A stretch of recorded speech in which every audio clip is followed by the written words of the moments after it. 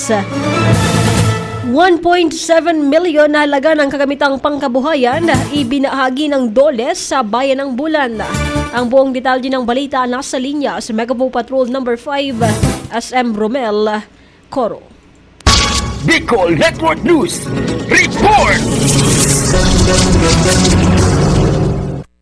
Umaapaw ang kagalakan ng ilang mga residente sa Bayan ng Bulan matapos makatanggap ng mga kagamitan panghanap buhay mula sa Department of Labor and Employment or DOLE. Kaugnay nito, nasa 70 katao ang nabiyayaan ng nasabing business kit mula sa DOLE na isinagawa sa Gymnasium Santa Remedios Bulan, Sorsogon na dinaluhan naman ng alkalde ng Bulan na si Romeo Gordola. Ayon sa impormasyon, nasa humigit 1,785,342 pesos and 5 centavos ang inabot ng mga kagamitang panghanap buhay mula sa nasabing ahensya ng gobyerno. Samantala sa pahayag naman ng namumuno ng Public Employment Service Office or PESO na si Miss Annalyn Diaz, ang mga nasabing beneficiaries ay nasa kategorya ng 11 mga mangingisda na binigyan ng tig-isang set ng motorboat na nagkakahalaga ng 38,950 bawat isa.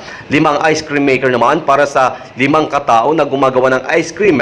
6 naman na mga street vendor na binigyan din ng mga kagamitang pangluto. 4 katao para sa electric sewing machine, 4 na perigab para sa 4 katao at marami pang iba tulad ng mga welder, beauticians at ilang mga trade or occupations. Sa kabilang dako, ang nasabing programa ng DOLE ay nakabase umano sa programang Integrated Livelihood Emergency Employment Program o DILEP at Kabuhayan Starter Kit Project. Para sa Bicol Network News, Megawa Patrol No. 5 Romel Grabador Coro, tatak tunay na serbisyo.